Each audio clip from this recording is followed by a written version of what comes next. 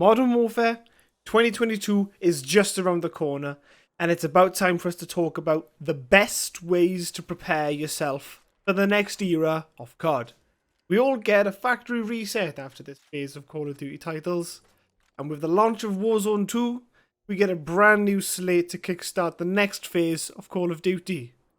Please note, some of these choices require you to buy some shit. Only really buy shit if you have money. This could send you back a bit if you can't afford some of these options. It doesn't mean your enjoyment of the game will be ruined. Just get good. There's loads of cheap alternatives, and there's skill that needs to be involved too. Don't be that cunt that's all the gear and no idea. Today we're going to be talking about the ultimate strategy that we should all be going through so we can have the best start to Modern Warfare 2 and have an edge against the vast amount of competition out there. These tips are 100% going to help you with the next COD, and without further ado, let's get into it. Tip number 1. Milliseconds are fucking massive. Milliseconds in COD matter so much and can quite easily be looked over as someone just having that edge on you with a little bit more skill than you. When maybe, in fact, you could be missing out on vital seconds that will affect your performance in the game and obviously your general mood. The first thing you should be doing is checking how many hertz your monitor has and how many frames per second your device can get. So, you have your monitor / your TV, and that should display hertz, and you need to check how many frames per second that your device, whether it be an Xbox, PlayStation or PC, can achieve. You're probably wondering what hertz is. It's basically the refresh rate of the monitor, and the refresh rate is the measure of how many frames a monitor can refresh every second. Frames per second, however, is a measure of the ability of the graphics card to draw a number of frames on the display each second.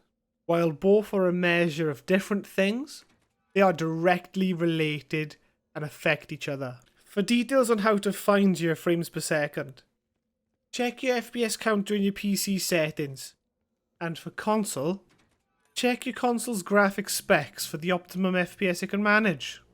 Your next step is to get a monitor / TV that can keep up with your frames per second.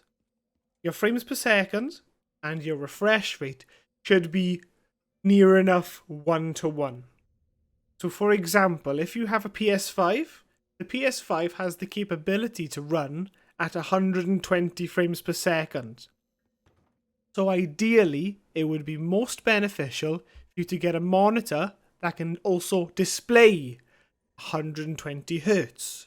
This means your monitor will refresh the 120 frames that your PS5 can generate per second.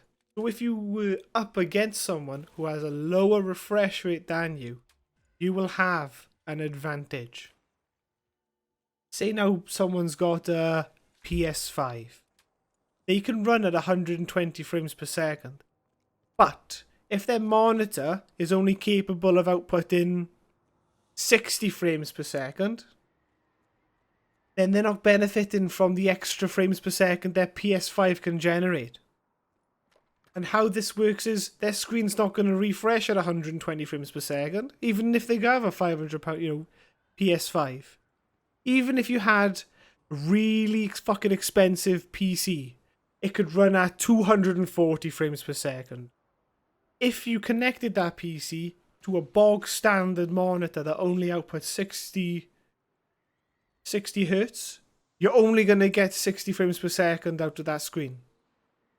And how this works with your performance, basically, you get information from the game a lot faster.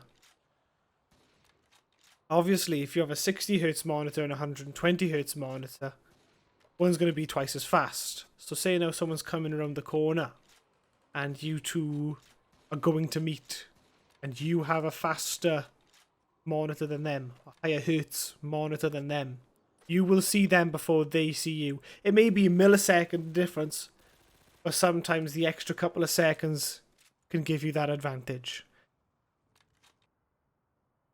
Note that this advantage might be small, but the build-up of many small advantages will hugely affect your performance overall.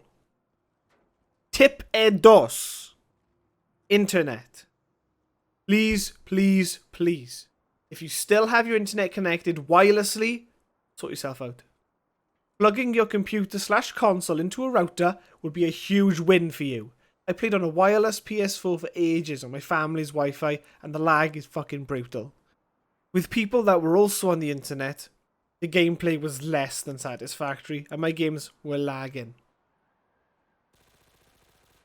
My frames were dropping from like 60 frames per second to 30 and even 10. Imagine trying to play like that. Some of you probably don't have to imagine as you've already experienced this yourselves. Having an Ethernet cable plugged into your PC/console will dramatically affect your server connections and will result in less lag or even no lag at all. When there's too much traffic on your Wi-Fi, it will cause your PC or console to lag. I was on my PS4 playing Modern Warfare, and some family member of mine will go on their phones, or a lot of them will go on their phones, and I could start to see my game lagging. I was getting lag spikes. I was getting underperformance. And once I told them to turn their phones off, that was when I knew that it's a huge fucking thing. Literally pick up a cheap Ethernet cable. Like, I know you can get some for like £10 on Amazon. Maybe if your router's too far away, get a longer one. And it shouldn't be too expensive, but when I had my first PC, I was only running on about 15 megabytes per second, so it would take like fucking ages to download 1 gigabyte. As soon as I plugged in an Ethernet cable to my PC, I was hitting 200 megabytes per second. So it makes a massive difference having a good Wi-Fi connection. This is going to be the end of my first part of the early COD tip series. I wanted to keep the content short form, as I don't want to drag on the video and have all the tips in one video, because I don't want to. I don't learn like that. People dragging on for ages and ages and ages. It's already 10 minutes now, or close to 10 minutes. One video. Make sure to leave a like and consider subscribing for more tips and tricks. Peace.